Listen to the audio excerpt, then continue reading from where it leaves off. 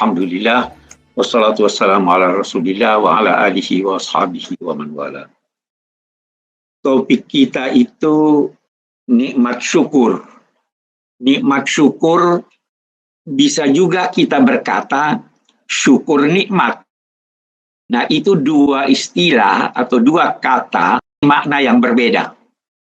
Kalau saya berkata nikmat syukur, itu bisa diartikan bahwa seorang yang mampu untuk bersyukur sebenarnya telah memperoleh karunia Tuhan.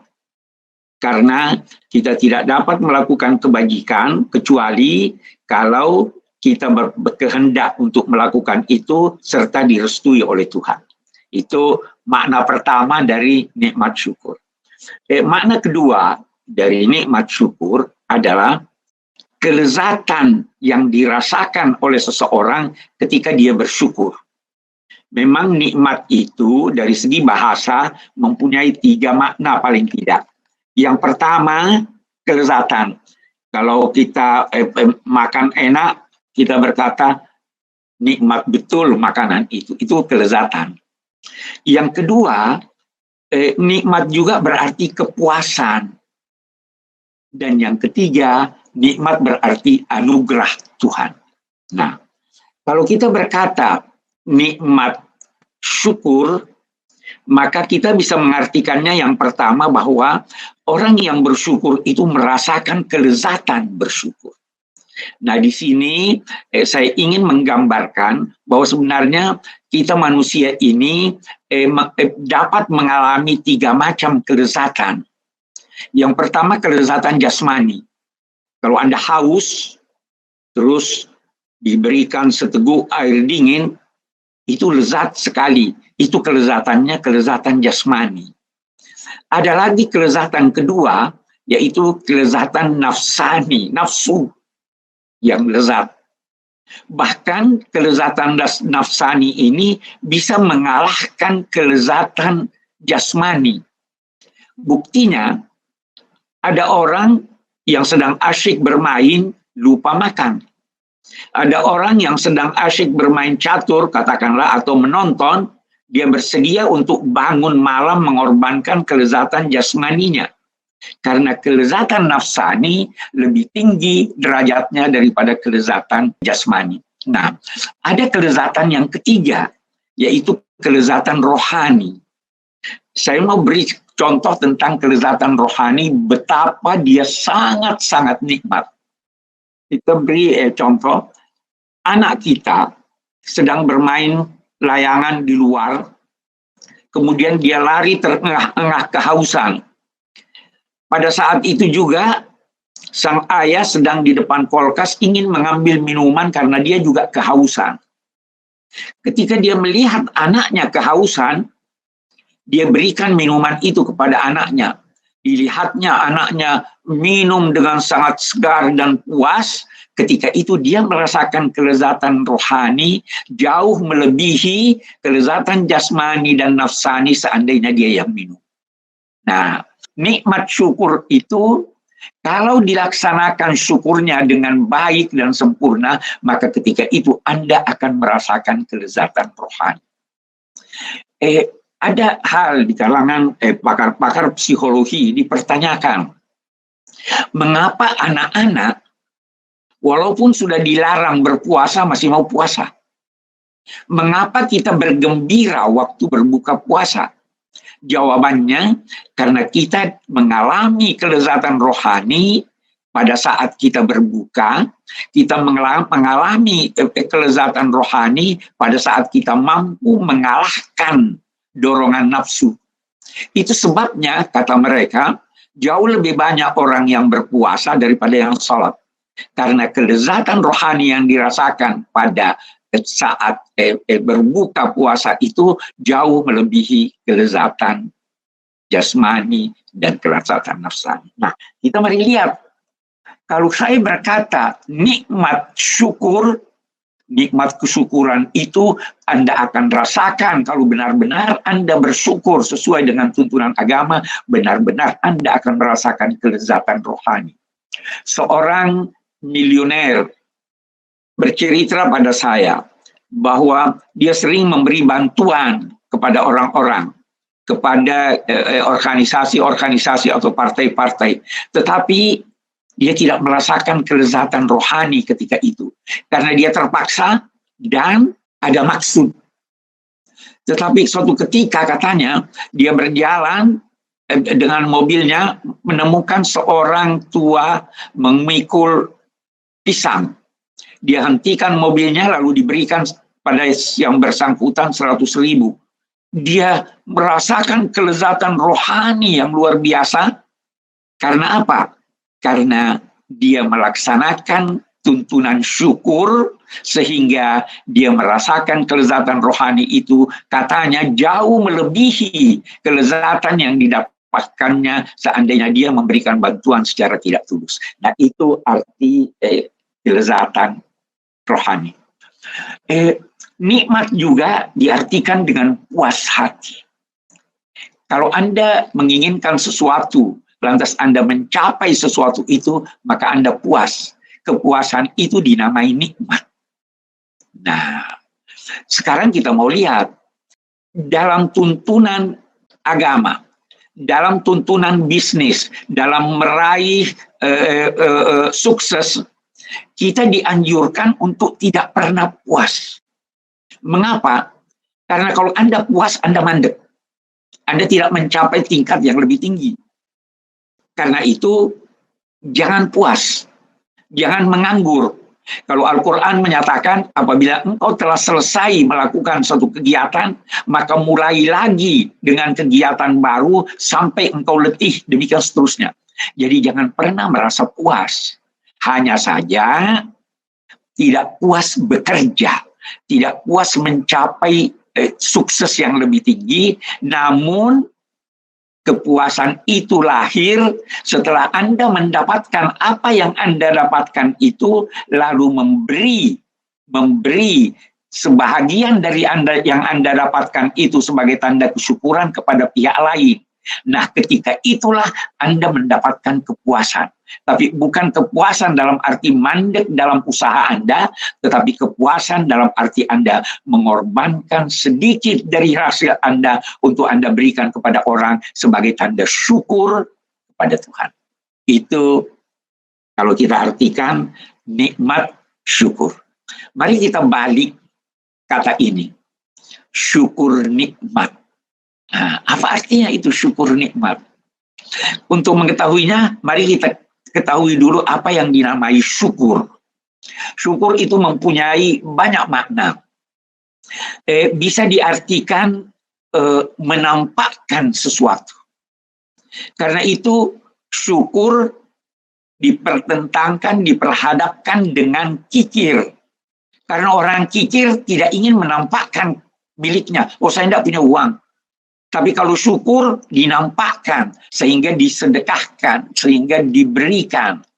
Nah, syukur ini, yang kedua maknanya, menerima yang sedikit dan menganggapnya banyak, dan menganggap banyak apa yang Anda terima walau sedikit. Jadi ketika Anda memberi, Anda menganggap itu baru sedikit. Tapi ketika Anda menerima, maka Anda menerima itu dan menganggapnya banyak. Itu arti syukur. Nah, syukur ini punya 3 aspek. Yang pertama, merasakan dengan hati bahwa Anda telah menerima suatu kebaikan. Anugerah Tuhan itu nikmat. Kalau Anda merasakan dalam hati Anda bahwa nikmat ini adalah anugerah Tuhan, perasaan itu mendorong Anda untuk berucap segala puji bagi Tuhan. Kemudian, aspek ketiga, Anda melakukan kegiatan sesuai dengan tujuan penganugerahan anugerah itu. Saya akan beri contoh. Ada orang memberi Anda PC. Tentu maksudnya supaya Anda pakai. Ketika Anda menganggap bahwa PC itu adalah sesuatu yang baik buat Anda, maka pasti akan terdorong di dalam hati Anda untuk berterima kasih.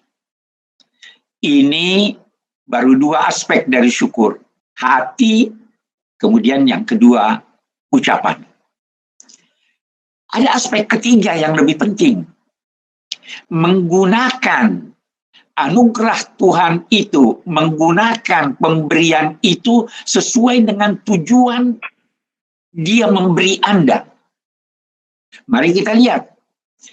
Saya bisa menggunakan pici itu menjadi penggosok sepatu. Itu bukan syukur namanya. Saya bersyukur kalau saya menggunakan pici itu dan meletakkannya di kepala saya. Anda punya baju. Syukuri baju itu. Gunakan dia. Kalau Anda sudah tidak bisa menggunakannya karena sempit atau tidak sesuai lagi dengan selera Anda, berikan kepada orang lain. Itulah tanda syukur Anda memiliki baju itu. Kita memperoleh banyak sekali nikmat ilahi. Banyak sekali. Jangan pernah berkata bahwa Anda tidak mendapatkan nikmat. Ada seorang sahabat Nabi pernah berkata begini, saya tidak ada nikmat, saya miskin, saya ini. Nabi bertanya, bukankah kamu pernah menikmati air yang sejuk? Bukankah kamu menghirup oksigen? Bukankah kamu sehat? Itu semua nikmat-nikmat yang harus disyukuri. Nah, kita demikian itu juga. Sebagai bangsa, kita harus mensyukuri nikmat Allah. Persada bumi ini. Untuk apa Allah menciptakan laut? Dinyatakannya supaya kapal-kapal berlayar, supaya ikannya dapat diambil, supaya mutiaranya dapat menjadi hiasan. Bersyukur kita dengan amalia kalau kita menggunakan tujuan dari penganugerahan nikmat itu. Itu arti syukur. Jadi kalau sekedar ucapan itu belum syukur yang sempurna. Harus syukur yang disadari bahwa itu adalah sesuatu yang baik, disadari bahwa dia adalah anugerah Tuhan yang mendorong seseorang untuk mengucapkan kalimat syukur, terima kasih Tuhan, segala puji bagi Tuhan dan sebagainya, dan mengantar apa yang diberikan kepada Anda anugerah itu sesuai dengan tujuan penganugerahannya. Makna lain dari syukur kita mau lihat.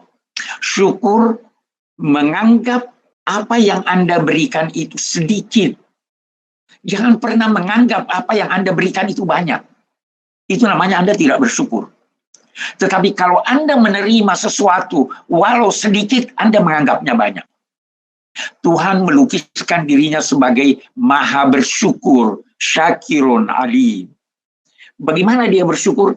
Sebiji benih yang Anda tanam bisa menghasilkan 7 tangkai, setiap tangkai menghasilkan 10 biji. Itu syukur Tuhan kepada manusia. Manusia juga harus bersyukur. Jangan pernah merasa, oh ini terlalu sedikit. Sedikit jika Anda memberi, anggaplah itu sedikit.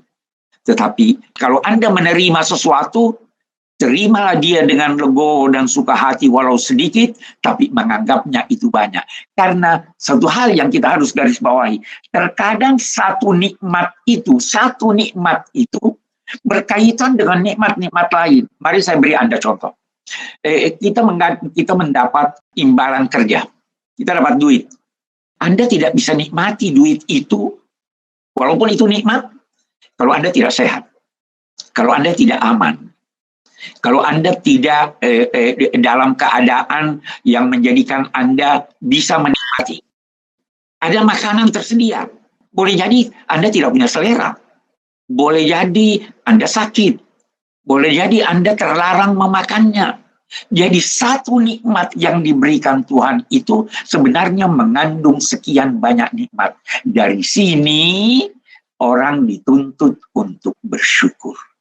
Walau sedikit tetapi menganggapnya banyak, dan kalau memberi walau banyak tetap menganggapnya sedikit. Itulah arti syukur.